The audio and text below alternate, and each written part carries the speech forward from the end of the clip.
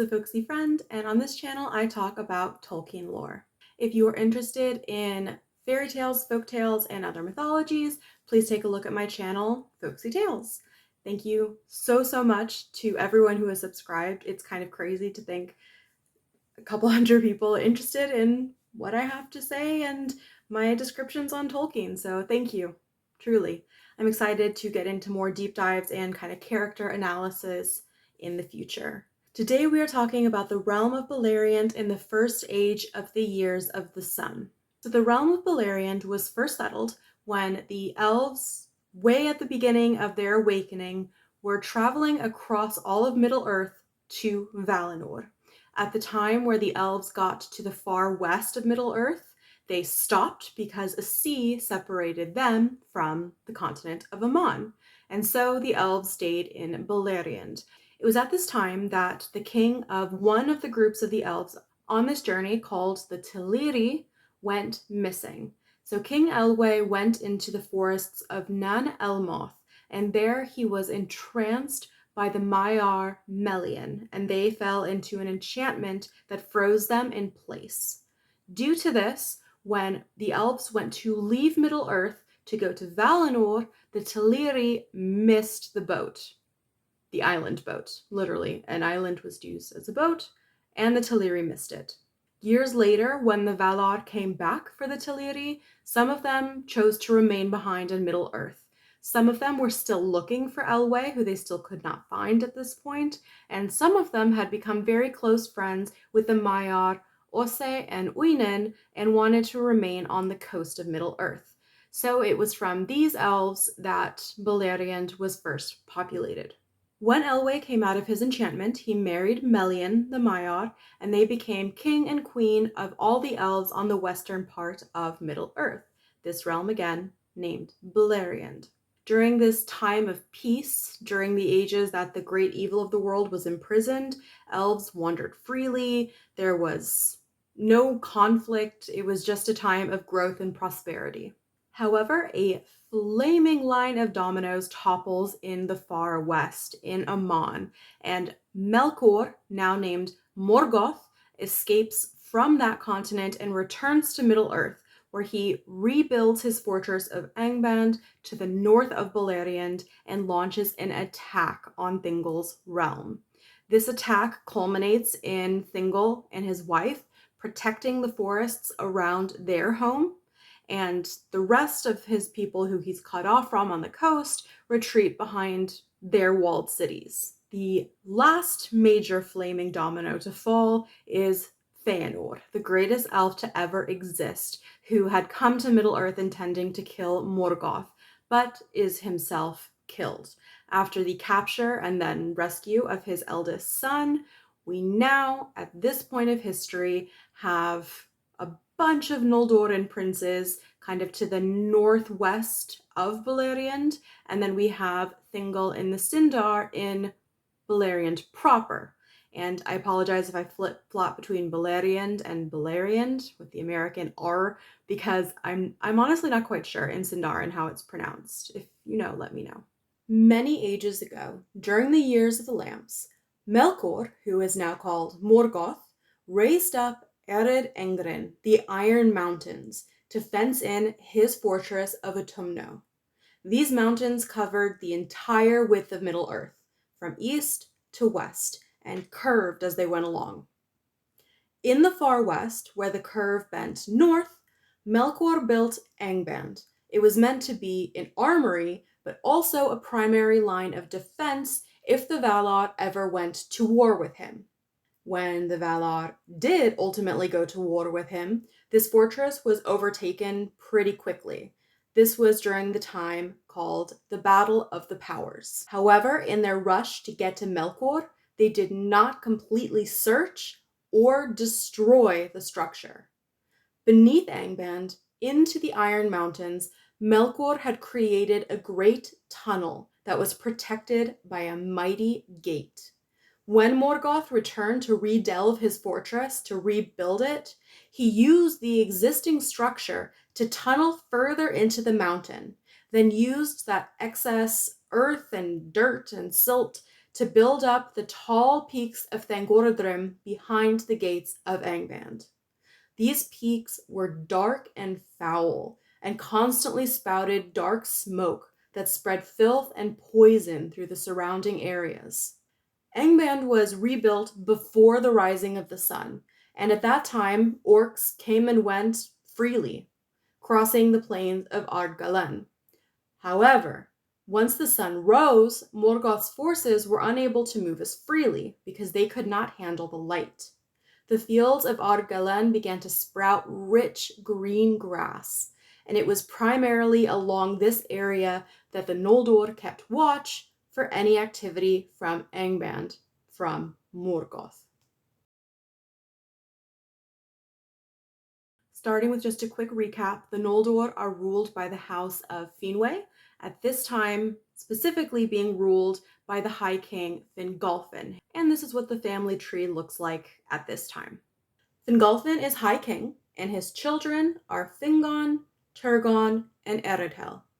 Fingon's brother, Finarfin, stayed behind in Valinor, so that line of the family is now being led by Finrod, the eldest son. Next to Finrod, we have the twins, Engrod and Engnor, and their sister, Galadriel. In the Silmarillion, Tolkien lists Orodreth as one of the brothers, but it is clear that later he changed his mind to make Orodreth Engrod's son by a Sindarin wife named Eldalote. Now to Feanor's side.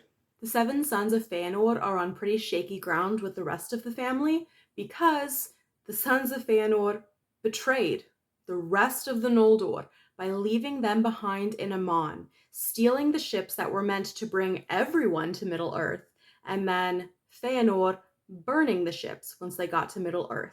Essentially, everyone else was stranded back in Aman, and instead of returning to the Valar, they decided they were going to do the only other thing they could do. Well, I guess they could have swum, then they definitely would have died. The only other remaining option open to them was to cross the Hel Caraxe, the grinding ice, which not only caused them immeasurable suffering, it cost heavy losses in terms of life.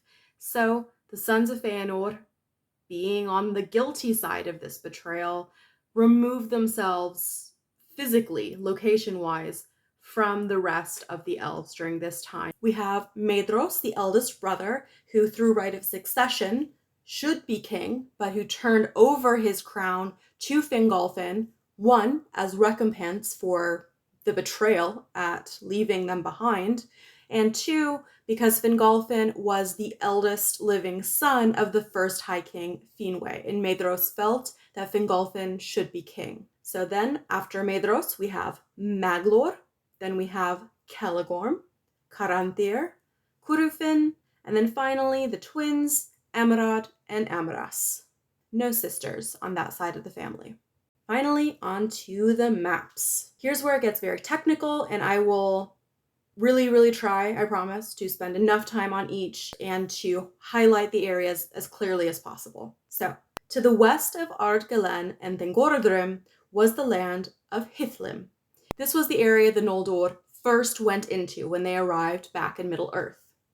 This region is now ruled by Fingolfin and his eldest son, Finrod. Fingolfin's people lived around Mithrim, around the lake, and Fingon was in Dorlomin. Their main fortress was Ossiriand in the east. This was within Eredwethrin, the Mountains of Shadow, from which they kept watch on Ardgalan. Fingolfin and Fingon built up a great cavalry using horses that were gifted to Fingolfin by Maedhros. This was another thing that Maedhros did to kind of try to make right what happened with the ships, because these horses had been brought over on those ships. It was not possible for any of the elves who crossed the Hel Caraxe to have had horses. They would have died. Now, west of Fingon's area of Dorlomin was Nevrast. This is the land between the Firth of Drengist and Mount Taras. Nevrast was ruled by Turgon, and he became lord of all the elves that already lived there. These elves had settled in the area because it was the place that Ulmo and Osse had come to them most in the past. And these elves all very easily accepted Turgon as their ruler and merged with his people. Tolkien tells us this is actually one of the first places where the Sindar and the Noldor merged and became one people. Turgon himself lived in Vintamar, which was under Mount Taras to the south of his lands. South of Nevrast, known as West Beleriand, was the realm of Nargothrond. I will go over the founding of the Nargothrond in next week's video, so right now I'm just going to explain the layout of the area. Nargothrond was the home of Finrod, and it was based off of Menegroth, the mansions of Thingol. Finrod's land stretched from the river Sirion to the river Nenning, and south to the coast. Finrod ruled over pretty much all of West Beleriand, except for the cities of the Falas, the coast, which were part of Thingol's realm and ruled over by Círdan the Shipwright. Finrod's realm was the largest, despite the fact that he was the youngest of the Great Lords. Finrod and Círdan became allies and even friends. Finrod helped the Falathrim rebuild their cities of Eglorest and Brithombar, and Círdan helped the Noldor build ships. Remember the Falathrim? Their cities were attacked by orcs, which is why they needed a little bit of help to rebuild, whereas the Noldor had no experience building ships, which is a whole part of that flaming domino thing I mentioned in the beginning and involved the death of many, many elves. But that's neither here nor there. So the ships were built, the Noldor learned to sail, and at that time, Finrod built a tower called Barad Nimras on a cape west of Eglorest, and he used that as a lookout just in case Morgoth ever tried to attack by sea. Then they sailed their ships to the Isle of Balar and kind of explored that, took note of it, in case they ever needed to make a safe haven on that island. In the furthest north of Finrod's realm was the Pass of Sirion, a narrow vale between Eredwethrin, the Mountains of Shadow, and Dorthonion, an area of rocky highlands. Through this pass, the river Sirion flowed, and in the middle of the river there was an island named Tol Sirion. On this island, Finrod built the watchtower Minas Tirith. Yes, not that Minas Tirith, this Minas Tirith. After the building of Nargothrond, Finrod gave Minas Tirith over to Ordreth, who again in the Silmarillion is Finrod's brother, but Tolkien later clarifies that he is actually Finrod's nephew. To the eastern border of Finrod's realm was Doriath, the kingdom of Thingol and Melian. This was protected by a wall of enchantment called the Girdle of Melian. And to the north of Doriath, we have Dorthonion. And I know these names are rough, but believe me, this has got nothing on the Silmarillion, where Tolkien delights in telling us the name of every river, stone, and bird feather to be found within Beleriand. So, Dorthonion. These are the highlands below Ardgalen, to the south of it. It was 60 leagues across and mostly filled with pine forests. From Ardgalen, the land rose up gently until it became, quote, bleak and lofty, full of mountain lakes and rocky peaks. These peaks were actually taller than Eredwethrin, and at the south, where the highlands started to look towards Doriath, the land fell very steeply into deep precipices. On the northern slopes of Dorthonion, near Ardgalen, there was a barren area with no forest that wasn't super hospitable, and that was where the twins Angrod and Angnor ruled. They were acting as vassals, I'm American, of their older brother Finrod, and kept watch from that area on Ardgalen. This was a pretty good position, despite the land not being super comfortable, because the elves believed that Morgoth would never try to send orcs over Dorthonion. Finally coming to the sons of Feanor, they live in the northeastern part of Beleriand, as the Marches of Beleriand. A march in this context is a kind of border or a buffer zone, and the northern part is known as the March of Medros, because he wanted to be the one to bear the brunt of any future attack by Morgoth. Between Ardgalen and the March of Medros was Lothlan, a wide, empty landscape. Where the march began along the hills, Maedhros built a citadel on the hill of Himring, which was known as the Ever-Cold, a hill that was flat and wide with no trees and surrounded by many smaller hills. To the west of Himring, between the hills of the March of Maedhros and Dorthonion, was the Pass of Aglon, which led from Lothlan towards Doriath. The pass of Aglon led directly into the land of Himlad, which was a little area between the rivers of Kelon and Gelion, and that area was controlled by Celegorm and Curufin, who fortified the pass and protected that area. To the west of Himlad, between the arms of Gelion, meaning the two smaller branches of the river Gelion, was Maglor's realm.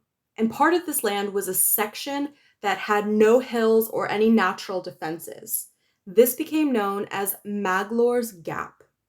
During the third of the Battles of Beleriand, which I will talk about next week, orcs stormed through this area. So his brother Caranthir fortified the mountains on the western side of the gap to better protect the area. Caranthir himself lived by Lake Helivorn, which is beside Mount Rerir. Honestly, on that one, I'm not sure. Rerir? Caranthir's realm stretched from Rerir to the river Azkar. The sons of Feanor, led by Maedhros, were considered lords of East Beleriand, but mostly stayed to the northern part, and only really went south to hunt in the forests of Lake Quendi. It was only the youngest, the twins, Amerad and Amras, who spent their time in the southern areas of the east. And as I mentioned, in those southern areas were forests. South of the river Azkar was the area known as Ossiriand, and this was populated by the Green Elves, the Lake Quendi. These were elves who were traumatized deeply by the battles of Beleriand that had killed many of their own people and had retreated back into the forests and were now essentially pacifists, refusing to take part in any future battles. And that is the breakdown of who lives where in Middle-earth and how they really have a strongly watched and fortified area around Ardgalen, ready for Morgoth to make his next move. Next week, I will go over the first 300-ish years of the sun, the history of Beleriand, specifically up to the point where the elves first meet men, when the humans finally journey into the far west. I hope you enjoyed this video. I hope it was informative, you learned something, or just enjoyed the way I laid it out. Let me know what you think either way in the comment section. My favorite part of doing this so far has been seeing the thoughts, hearing the thoughts of others on just the great expansive world of Tolkien. So please let me know what you think. And I will see you next week.